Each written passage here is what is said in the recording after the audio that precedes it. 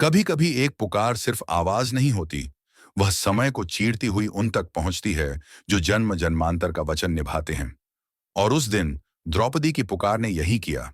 सभा में खड़ी द्रौपदी ने पुकारा, गोविंद मेरी रक्षा करो। आंखों में आंसू, हृदय में पीड़ा, किंतु चारों ओर मौन। भीष्म मौन, द्रोण मौन, धृतराष्ट्र मौन, यहां तक कि पांचों पांडव भी मौन। पर प्रश्न यह, कृष्ण अब तक आए क्यों नहीं? इस प्रश्न का उत्तर पाने के लिए हमें समय में पीछे जाना होगा, उस सुबह जब एक छोटा सा पल एक महान वचन में बदल गया था।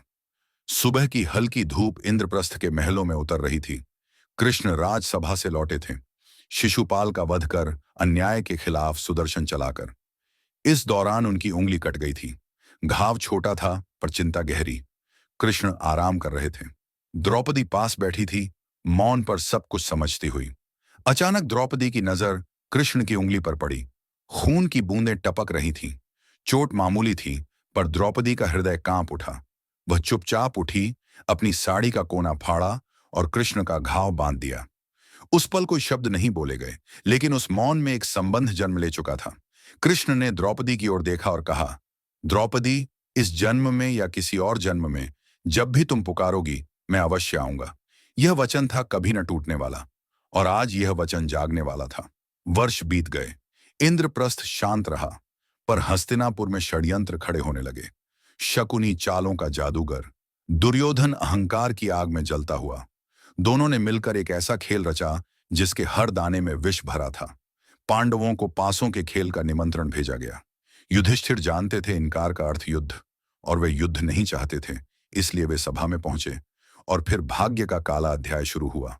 महान हस्तिनापुर की सभा, सोने के स्तंभ, चमकती फर्श और बीच में शकुनी का विष भरा पासा। युधिष्ठिर हारते गए, राज्य हारा, सेना हारी, भाई हारे, और फिर द्रौपदी दांव पर लगा दी गई। द्रौपदी स्तब्ध थी। उसने प्रश्न किया, जब आपने स्वयं को ही हार दिया तो मुझे दांव पर कैसे लगा सकते हैं? सभा मौन रही। धर्म मौन, शक्ति मौन, सब मौन। और फिर दुशासन को भेजा गया। वह द्रौपदी को खींचता हुआ सभा में ले आया। वह प्रतिरोध करती रही, पर अन्याय की आग बढ़ती गई। द्रौपदी ने पुकारा, भीष्म पितामह, क्या यह धर्म है? गुरुदेव द्रोण, क्या यह न्याय है? विदुर, क्या यह नीति है? पर कोई उत्तर नहीं, केवल शर्म, केवल मौन। दुशासन ने उसके वस्त्र खींचना शुरू किया। द्रौपदी कांप उठी, लेकिन हार नहीं मानी। उसने अपने 5 पतियों को पुकारा, पर वे भी मौन थे। आखिरकार उसने आंखें बंद की और कहा, गोविंद, हे कृष्ण, मेरी रक्षा करो। और जैसे ही यह नाम उसके होंठों से निकला, सभा भवन में एक दिव्य प्रकाश उतरा। कृष्ण प्रकट हुए, अदृश्य रूप में पर शक्तिशाली रूप में।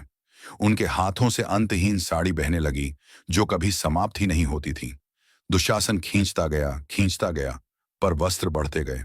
सभा स्तब्ध। द्रौपदी की रक्षा स्वयं गोविंद कर रहे थे।